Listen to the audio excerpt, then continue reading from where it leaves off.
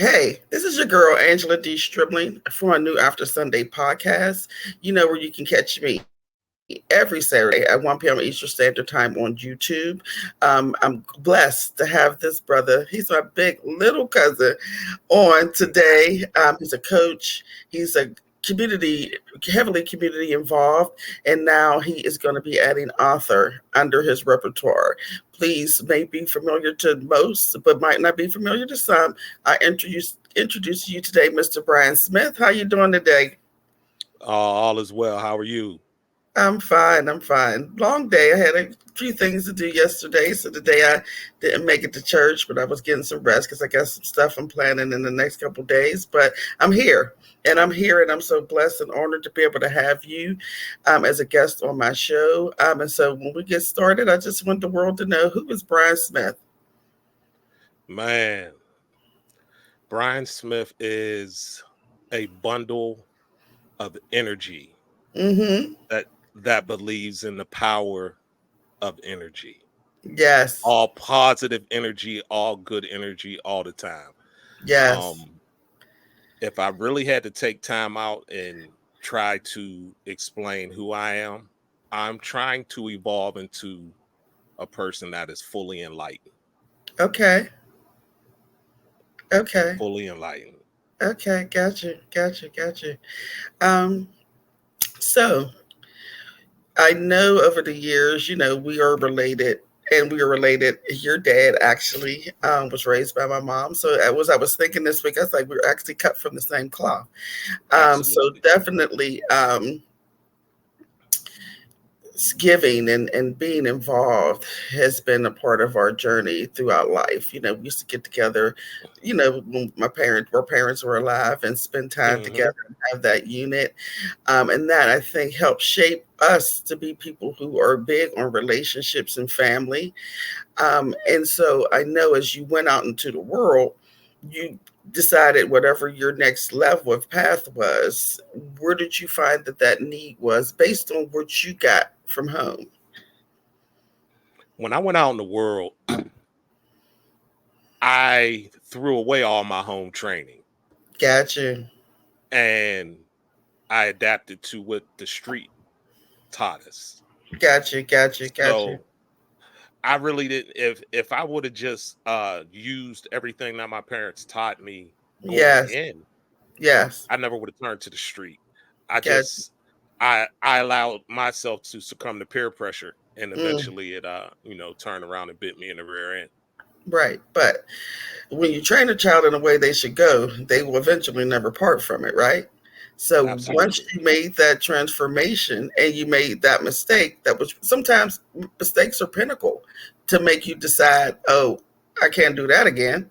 So when Hmm. was the transformation part and how did it take you to where you are today? Hmm. I think the transformation was when I decided that I didn't want to do any of the things or be around any of the people or go to any of the places that I did prior to me going to prison. Mm-hmm. Mm-hmm. And once I delved into that, I had met my who is now my wife, the woman who's now my wife, Monica, Uh-huh. and that was the beginning of the transformation. Mainly because I was no longer just living for myself. Absolutely. And Absolutely. so Absolutely. if I had to put a bullet point in the time that the transformation started, it was probably then. I can remember when I first touched down back in 2004. Uh-huh. My my wife, who wasn't my wife at the time, was like, "Are you going to go to church with me?" Mm. And I was like, "Yeah, I don't know, not at first, but if I do go, I'm leaving when the Stiller game come on." Mm. Mm-mm-mm. Mm-hmm. And then it's everything slowly took its turn to Yeah. the point to where I was realizing the things that really weren't important lost their value. Got you. So Well, yeah. and I know eventually, like I said, I know your background, so I knew eventually you was going to be the great man that you are. So then when did you decide to start getting involved in the community stuff? Um, it probably started in church, Okay. where all I did for the church was, I say all I did like it wasn't much, but I drove the van. I Okay, drove the that's a church big van. deal. Yeah. So yeah, and that's where I started. And then Okay. once I felt my sense of community, Uh-huh. and I also felt guilty for a lot of the youth that came up under me that followed in my footsteps. Got you. So that was part of it. And then I got to a point to where I realized the the breakdown in the family structure Yeah. was so pivotal. I had to do my part to try to restore it. And Yes. I'm not saying that I can do it alone, but Right, I just right. felt like in my community, I came up in a community where you could count on one hand which one of my friends didn't have a mother and father in the household when I was Got you. growing up. Yeah. Now it's the absolute opposite. You know what I Yes. mean? So you get to the Yes. point now where today it's just usually a single mother or a single father. And it Right. wasn't like that when I grew up. So that Right. sense of community is what I'm rooted in. So I Right. ultimately had to go back to it. Yep. Right. And that's well, and that's and because of that, because of course we both come from a two-parent home, and I think that may have been kind of more the norm than not in those times.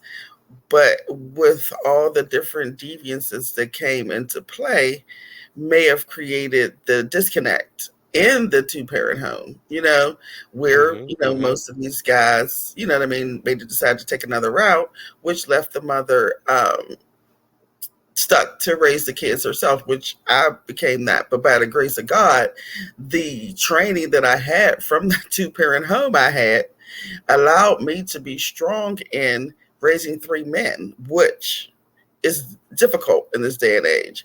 But still having those two I had my dad, I had their granddad, and I had my brother Gary, who had a strong male presence in their lives, which allowed me to get that help. But every woman doesn't have that. You know what I mean? And because of that, the Hmm. kids suffer. I had a conversation yesterday in my salon, about a situation where, me and this person was talking about how kids turn out the way they turn out. I said, it's not always them just wanting to get involved in the streets.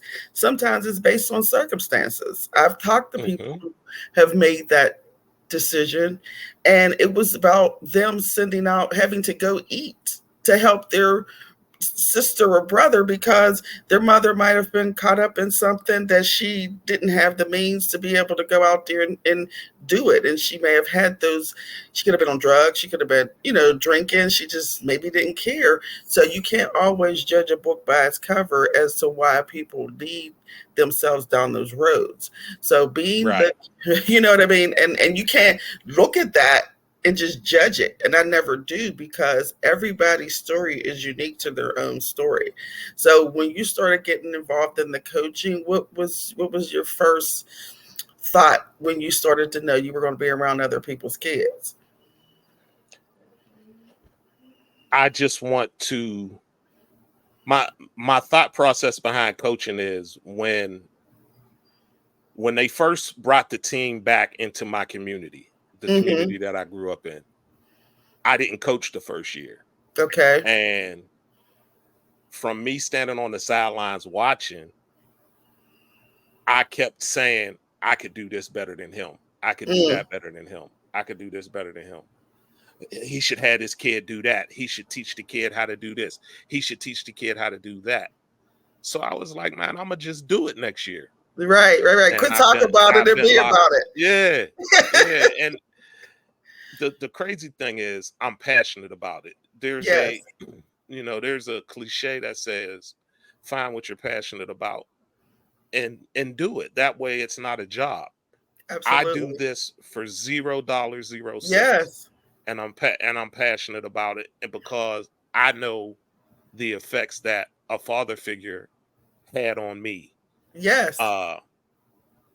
And then we can just look at it from this standpoint. There's only 2 titles in this world Yes. that once you earn them, you're called that forever. Right. Right. Doctor, Mm-hmm. coach. Yeah. Anytime a kid sees me, I'm not Brian Smith. I'm not Mr. B. Absolutely. Coach. Yes. That nobody can ever take that title away from you. Once you earn it, Yes. you earn it. Yes. So And I have especially, a doctorate in coaching. right. And especially if you're doing them the justice they deserve and you're there, Mhm. you're not, because coaching has all qualities to it. It's just not on the field, it's helping them if they need something from the home, if they're lacking, whatever they're lacking, to be that full circle component in their lives is detrimental. And they will, yes, remember you for the rest of Yep. their lives. They literally will. Yeah. And so when did you decide to take those relationships that you've built over the years in coaching and decide to say, maybe this is something that people might be able to want to hear more about? It's the way that parents gravitated towards me. I'm not one of the coaches that will yell at your kid. Yeah. I'm not one of those coaches that'll cuss at your kid. Yeah. And I'm Yeah. not saying there's anything wrong with that style of coaching, but I know that when I was growing up, I was not receptive to that. Right. Right. So there's different styles of coaching, and I'm not that style of coach. So when I was received well by the parents, and a parent comes up to me and says, "Hey, my son said you his favorite coach." Oh. That's enough. That's enough to make you good. Yeah. Because Yeah. I'm not gonna lie to you, there's been plenty of days I've come home and said to Monica, I'm done. Yeah. I'm not doing Yeah. this no more. Because Yeah. it's a thankless job. And then some of Yeah. the kids can be rough. Yeah. But I feel like I owe the community that I grew up in. Because when I was Absolutely. growing up in that community, there were things that were going on, and there were older people that helped us along the way. Us. Specifically when we were in those adolescent to teenage years. We had a Right. gentleman named Horace Durham who Okay. used to open the gym. He used to let us come to his house. He kept a basketball at his house. He lived right across the street from the park. You could go to his house Uh-huh. for basketball. So I had that in the community when I was growing up. So I need to be that the same way that I had it, because a Absolutely. lot of us turned out all right Yes. because we Yes. had type of mentorship. You know what I mean? Right. So Right. I Right. just feel like I do it because I owe. I owe. Absolutely. And that's grateful because when my kids were younger, they were involved in the football league where we were living at. And those guys did a great job with those kids. And that helped me as a single parent, being able to entrust them, like taking my kids, my oldest son, I think he went to Florida one year, but knowing that I could trust them, they had them under their wings. And that's so valuable because, you know what I mean? They needed that when a woman can't teach a man how to be a man, and they needed those other people in male figures in their lives who were positive, and it helped to shape them as well. um, so I understand you have this book, and of course we're not going to get in deep into the book because of course Mm-hmm, we mm-hmm. want people to buy it. It's called I Miss My Dad. How long had it been in the making for you? Maybe 7 years. Really? I've been putting it off, putting it off, putting it off, and through the encouragement of my wife, I finally did it. And it's an excellent segue into what you just said, because when you hear the term "I miss my dad," you automatically think that I'm talking about my own father and the fact that I lost my Right. father. But it's actually a play on words. The entire title is "I Miss My Dad: The Importance of a Father in a Son's Life." Wow. And the book was inspired by my relationship with the kids that I coach. Okay. And the reason I wrote the book is because of the kids I coach. And there is such a huge dynamic disparity between the kids that have a father figure or Mm-hmm. father who is present in their lives Mm-hmm. versus the kid that is being raised by just a single mother. Right. Right. It's almost night and day. It's Really. almost night and day. Yeah. And that's the inspiration behind the book. Just Wow. the importance of a father in a son's life.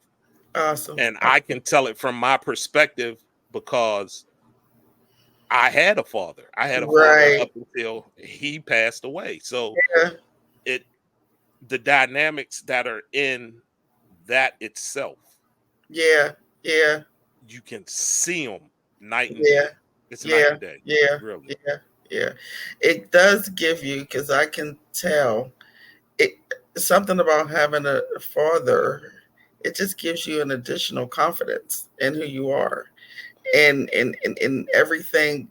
The convert, and you know my dad. You know how, but your dad was similar. You know what I mean? How Hmm. strong and confident, and when they entered the room, it was definitely presence. You know what I mean? And being Hmm. amongst that, coming, just being at home and just seeing that presence enter the room, it just makes something. It just does something to you because you have that safety. You have that person that got it, got your back, and is doing the work for their family.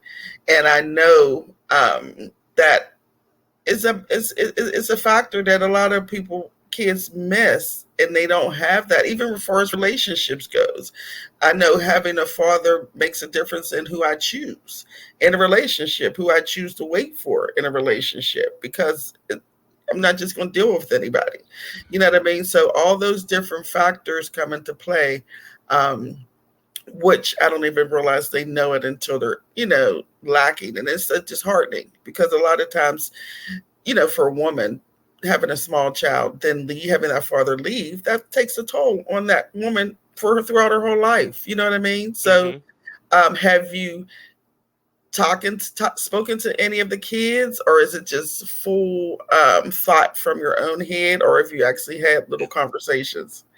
it's basically full thought and research. I had to do a lot of Uh-huh. research to so when I imparted the facts, they had to be up to par with Yeah. it being factual. This is not a book that's based on opinions. The only Right, right, right. times where you'll really get an opinion is basically from some of the stories that I tell where Right, uh my father influenced me to do X, Y, and Z, but right. it's basically a book based on facts and why the father needs it's so imperative. It's so imperative that a father is part of a son's life. You So even spoke about it when you said but did you read the book? Because you spoke on something that is a whole chapter about really? confidence. Yeah, Yes, yes, yeah, yeah, yes. yeah, The yeah. father is the one who instills the confidence in both Most children, most not the definitely. mother, Yeah, not the yeah, mother. yeah, The mother is yeah, the nurturer. yeah, yeah, The yeah, father yeah. instills that confidence. Yeah, because Hmm. I always think in my mind, everything that I'm doing, everything I've done, is because I'm Bill Stripley's daughter. You know what I mean? And You got to live up to that legacy. without a doubt, without a doubt. And so I'm grateful that you have those type of conversations in chapters in the book, because that's going to be such an amazing factor for like a female who I think needs to get that understanding. Of what it is to be able to have that parent. And I hope it opens the eyes to a lot of guys to say, man, I need to get back in that family and help, you know what I mean, turn that family around, and do my part, because it's so important to just do your part and allow these kids to thrive and understand they can thrive, you know? Hmm. Hmm. Absolutely. I'm very, very careful the way I interact with the kids, Yeah, especially once I find out their backgrounds. Like yeah, if I yeah, find out like they don't have a father, or a father figure that's integral in their life, you have to Mm-hmm. be very careful how you coach them. It's not That's one of those true. things where you could just Yeah. go in and treat them the same way as the kid who has his father standing there on the sideline. Yeah. Because Yeah. a, a lot of times a kid that's standing there, their father's standing there, that kid will perform because he wants to impress his dad. Right. Right. You know what I mean? Right. There, Yeah. he's looking for his father's approval. Right. So he'll perform a little bit better than the kid who doesn't have anybody there Yeah. watching, just Yeah. because now all I have to do is impress the coach and I can stay on the field. Gotcha. Gotcha. It's Gotcha. different. Gotcha. And that sure helps them, takes them to the next level too. Because if you're doing it for your parents, most importantly your dad, you are going to show up and show out. You know what I mean? And then if you have that person in the background cheering for you, you want to take that to that next level. I do understand that you're also having a book signing coming up. Where if you wanted to have people come, we'll be having it. The book signing will be at the Community Exchange Center on Chartier City on the west side of Pittsburgh. It'll be Okay. June 9th. Tickets are available on Eventbrite. Okay. They Okay. can be purchased right there on Eventbrite. It'll be June 9th from 12 to 3. Come on through, get your book signed, have a conversation. We're gonna have a Q&A, a lot Okay. of other extraordinary things that's going to happen on that day. We're going to celebrate Father's Day and honor all the fathers. Big deal. Good. Big deal. Yes, big deal. And is there any other place someone can get your book? Or if there's a way they can contact you for the book? On June 9th, the book will be available on all platforms, Okay. Barnes and Nobles, Amazon. Okay. You can search it by my name or by the title. Okay, great. Great, great, great, great, great. I definitely want to get it and definitely support it and read it. And it says it's a series?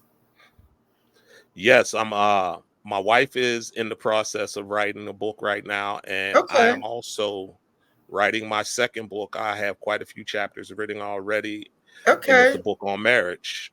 A book Oh, on marriage. nice. I'm gonna need that This one. year will be yeah. Yeah, this Because you year it'll said be 19 years and Hey, listen, I was there. I remember. I didn't know it was that long though. 19 years. 19 years this year. Unbelievable. Yeah. Unbelievable how time flies. How time flies. Yeah. Yeah, but do you have anything else you want to tell our viewers before you wrap up? Anything important that you think they should glean or any takeaways? If you have a kid that is 11 or 12 years old and is looking to learn how to play football and learn life skills at the same time, bring them over to the West Side Mustangs, the Mighty Mites, where I can get my hands on them and help them become something a little bit more than a football player. Yes, yes, because those skills aren't just about football. They're about Not building at all. character for the rest of their life.